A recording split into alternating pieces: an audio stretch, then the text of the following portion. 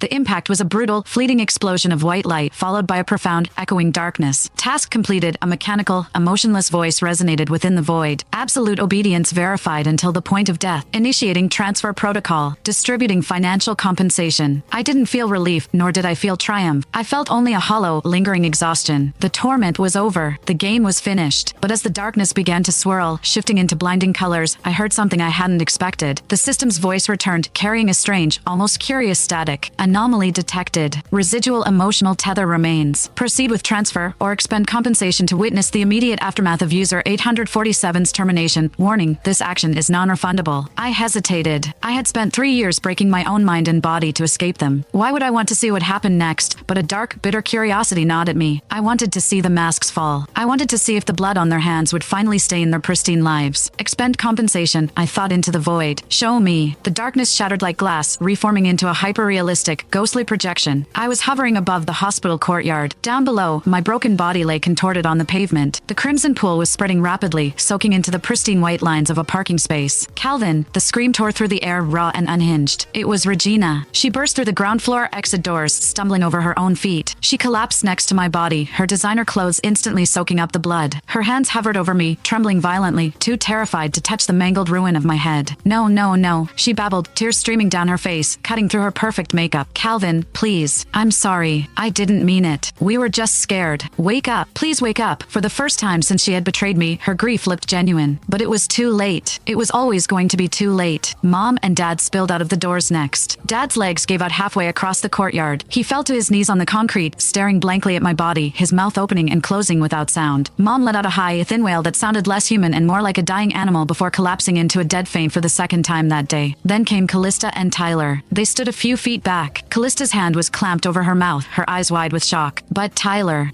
wasn't crying. His face was pale, yes, but as he looked down at my shattered corpse, a fleeting, almost imperceptible smirk tugged at the corner of his mouth. He had one. The biological son was dead. The inheritance, the family name, Regina, it was all his. Or so he thought. Step back, everyone, step back. The paramedics, who had been rushing toward the scene, finally broke through the crowd that had started to gather. They checked for a pulse out of protocol, but the grim shake of the lead paramedic's head confirmed what everyone already knew. System, I thought. Fast forward. Show me the fallout. The world blurred, spinning rapidly like a fast-forwarded film reel. Days bled into weeks. I watched my own funeral. It was a grand, hypocritical affair. My parents wept openly. Callista stood stoically, leaning on Tyler. Regina wore a black veil, refusing to speak to anyone, her eyes hollow and dark. But the real show started after the dirt was thrown on my grave. The scene shifted to the sprawling low family mansion. It was evening.